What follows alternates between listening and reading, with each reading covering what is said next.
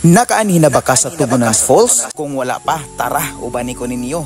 Magbaktas usa ta kay tungod sa kanindot sa maong lugar, kailangan sa gid ta moagi og kalapukan. Pero pag abot nato dire mga preng, dili gyud ta magmahay tungod sa kanindot ani nga falls. Wala ko kabalo kung anong gitawag ni siyang Tugunan. Pero ang word nga Tugunan, gikan na siya sa ugat, salitang ugat nga tugon, pasabot, saad. Wala ko kabalo mga preng kung pila na kabuksaad ang napakyas nini nga falls. Nindot kayo diri kay naapod tay isla nga gamay nga pwede kay tang magsuba-suba. Dako pod kayo ang space parang magtugpa-tugpa.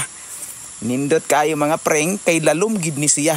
Ug bisan pa siguro pila ka dupa, dili gid na nimo siya matungkad. Pwede ka moambak diri, pwede pug kang moambak didto. Naay ni dive, naapoy mo tricks gyud mga bata. Oh, di ba? Happy kayo mga preng kung kauban mo sa imuhang mga friends manglaag diring dapita.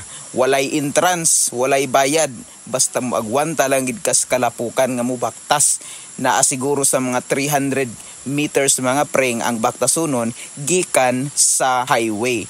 Pero dili gyud ka magmahay inig abot nimo diri. Kay tanawa bisag walay balon, happy kay na sila maglugpat-lugpat. Ops. Cut.